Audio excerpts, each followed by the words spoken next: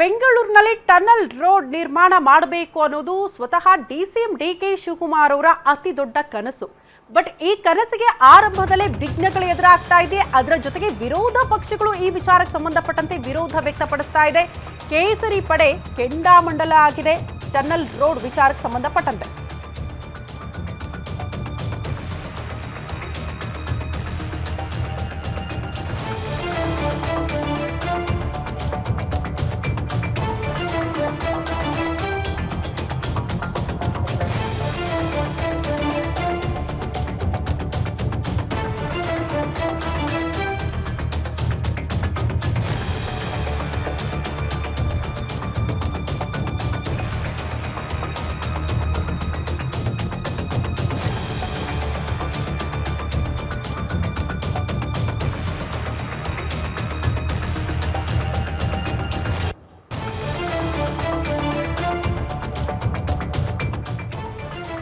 ಸರ್ಕಾರದ ಟನಲ್ ಯೋಜನೆ ವಿರುದ್ಧ ಕೇಸರಿ ಪಡೆ ಕೆಂಡ ಕಾರ್ತಾ ಇದೆ.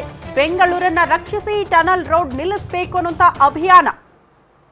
ಆರ್ ಅಶೋಕ್ ಅವರು ಅಂದ್ರೆ ಈ ಹಿಂದೆ ತೇಜಸ್ವಿ ಸೂರ್ಯ ಅವರು ಸ್ವತಃ ಡಿಸಿಎಂ ಡಿಕೆ ಶಿವಕುಮಾರ್ ಅವರನ್ನ ಭೇಟಿಯಾಗುವ ಮೂಲಕ ಮನವಿ ಮಾಡಿಕೊಂಡ್ರು, ಯಾವುದೇ ಕಾರಣಕ್ಕೂ ಟನಲ್ ರೋಡ್ ನಿರ್ಮಾಣ ಕಾರ್ಯ ಮುಂದುವರಿಬಾರದು ಅಂತ. ಬಟ್ ಆ ವಿಚಾರಕ್ಕೆ ಸಂಬಂಧಪಟ್ಟಂತೆ ಡಿಸಿಎಂ ಡಿಕೆ ಶಿವಕುಮಾರ್ ಅವ್ರ ರಿಯಾಕ್ಷನ್ ಏನಿತ್ತು ಗೊತ್ತಾ? ಯಾರು ಬೇಕಾದ್ರೂ ಬರ್ತಾರೆ, ಏನ್ ಬೇಕಾದ್ರೂ ಮಾತಾಡ್ತಾರೆ, ಏನ್ ಬೇಕಾದ್ರೂ ಸಲಹೆಗಳನ್ನ ಕೊಡ್ತಾರೆ, ಬಟ್ ಎಲ್ಲವನ್ನ ಕೂಡ ಫಾಲೋ ಮಾಡಕ್ ಆಗಲ್ಲ ಅಂತ. ಹಾಗಾಗಿ ಅದಾದ ಬಳಿಕ ಈಗ ಆರ್ ಅಶೋಕ್ ಅವರ ನೇತೃತ್ವದಲ್ಲಿ ಅತಿ ದೊಡ್ಡ ಅಭಿಯಾನ ಮುಂದುವರಿತಾ ಇದೆ. ಬೆಂಗಳೂರಿನ ಟನಲ್ ರೋಡ್ ನಿಂದ ರಕ್ಷಣೆ ಮಾಡಬೇಕು ಅನ್ನುವಂತಹ ಅತಿ ದೊಡ್ಡ ಅಭಿಯಾನ. ಪ್ರಮುಖವಾಗಿ ಟನಲ್ ರೋಡ್ ಈ ಡಿಪಿಆರ್ ಅನ್ನ ಸಿದ್ಧಪಡಿಸ್ತಿದೆಯಲ್ಲ, ಆ ಡಿಪಿಆರ್ ಅಲ್ಲೇ ಲೋಪದೋಷಗಳಿದೆ ಅನ್ನುವಂತಹ ವಿಚಾರಗಳು ದೊಡ್ಡ ಮಟ್ಟದಲ್ಲಿ ಚರ್ಚೆ ಆಗ್ತಾ ಇದೆ. ಇಷ್ಟೆಲ್ಲ ಇದ್ರೂ ಕೂಡ ಯಾಕೆ ಜಿದ್ದಿಗೆ ಬಿದ್ದು ಪಣ ತೊಟ್ಟು ನೀವು ಟನಲ್ ರೋಡ್ ಅನ್ನ ನಿರ್ಮಾಣ ಮಾಡ್ತೀನಿ ಅಂತ ಹೋಗ್ತಿದ್ದೀರಿ? ಇದರಿಂದ ಬೆಂಗಳೂರಿಗೆ ಅಪಾಯ ಇದೆ ಅಂತ ಅಂದ್ರೆ ಯಾಕೆ ಕೈ ಬಿಡ್ತಾ ಇಲ್ಲ ನೀವು ಅಂತ ವಿರೋಧ ಪಕ್ಷದವರು ಇದನ್ನ ಪ್ರಶ್ನೆ ಮಾಡ್ತಿದ್ದಾರೆ. ಜಸ್ಟ್ ರಾಜಕೀಯವಾಗಿ ನೀವು ನೋಡಿದ್ರೆ ಇಷ್ಟೆಲ್ಲ ವಿರೋಧಗಳಿದೆ. ಜೊತೆಗೆ ಸಾರ್ವಜನಿಕರ ಅಭಿಪ್ರಾಯವನ್ನ ತೆಗೆದುಕೊಂಡ್ರು ಕೂಡ ಸಾರ್ವಜನಿಕರದ್ದು ಕೂಡ ಒಮ್ಮತದ ಅಭಿಪ್ರಾಯ ಇಲ್ವೇ ಇಲ್ಲ ಟನಲ್ ರೋಡ್ ನಿರ್ಮಾಣ ವಿಚಾರಕ್ಕೆ ಸಂಬಂಧಪಟ್ಟಂತೆ. ಬಟ್ ಇಷ್ಟೆಲ್ಲ ವಿರೋಧದ ಮಧ್ಯದಲ್ಲೂ ಕೂಡ ಟನಲ್ ರೋಡ್ ನಿರ್ಮಾಣ ಮಾಡ್ತೀವಿ ಅಂತ ಸರ್ಕಾರ ಹೊರಟಿದೆ. ಸ್ವತಃ ಡಿಸಿಎಂ ಡಿಕೆ ಶಿವಕುಮಾರ್ ಅವರು ಹೊರಟಿದ್ದಾರೆ, ಯಾವುದೇ ಕಾರಣಕ್ಕೂ ಟನಲ್ ರೋಡ್ ನಿರ್ಮಾಣ ಕಾರ್ಯ ಆಗಬಾರದು, ಹಾಗಾಗಿ ನಾವು ಅದಕ್ಕೆ ಸಂಬಂಧಪಟ್ಟಂತೆ ವಿರೋಧ ವ್ಯಕ್ತಪಡಿಸಿ ಅಭಿಯಾನ ಹಮ್ಮಿಕೊಂಡಿದ್ದೀವಿ ಅಂತ ವಿರೋಧ ಪಕ್ಷದವರು ಹೇಳ್ತಿದ್ದಾರೆ. ಎಷ್ಟು ವರ್ಷ? 8 ವರ್ಷ ಬೇಕಾ 10 ವರ್ಷ? ಇದು ಕಂಪ್ಲೀಟ್ ಆಗುತ್ತೆ. ಇವತ್ತು 50 ಮಂತ್ಸ್ ಅಂತ ಡಿಪಾರ್ಟ್ಮೆಂಟ್ ಬರುತ್ತೆ. ಬಟ್ ಇದು ಜಿಯಾಲಜಿಕಲ್ ಡಿಪಾರ್ಟ್ಮೆಂಟ್ ಬರುತ್ತೆ. ಇದು ಪುರಾತತ್ವ ಇಲಾಖೆ ಬರುತ್ತೆ. ಜಿಯಾಲಜಿ.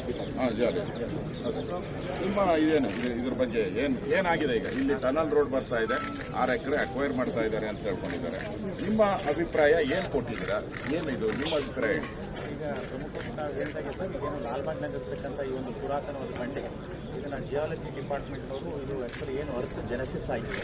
ಸೊ ಆ ಸಂದರ್ಭದಿಂದ ಇರತಕ್ಕಂಥದ್ದು ಅಂತ ಹೇಳಿ ಅದನ್ನು ಒಂದು ಪೆನೆನ್ಸುಲರ್ ಜೆನೆಸಿಸ್ ಆಫ್ ಆರ್ಟ್ ಅಂತ ಹೇಳಿ ಒಂದು ಮಾನ್ಯುಮೆಂಟ್ ಅಂತ ಹೇಳಿ 1975ನಲ್ಲಿ ಘೋಷಣೆ ಮಾಡಿದ್ದಾರೆ. 1975 ಹೌದು ಸರ್. ಅದಾದ ನಂತರ ಈ ಒಂದು ಟವರ್ ಮೇಲ್ಗಡೆ ಇರ್ತಕ್ಕಂಥದ್ದು ಕೆಂಪೇಗೌಡ ಟವರ್ ಇದೆ. ಅದು ನಮಗೆಲ್ಲ ಗೊತ್ತಿರೋ ಹಾಗೆ 200 ವರ್ಷಗಳ ಹಿಂದೆ ಕೂಡ ಏನು ನಾಡಪ್ರಭು ಕೆಂಪೇಗೌಡರು ಲಾಲ್ಬಾಗ್ 4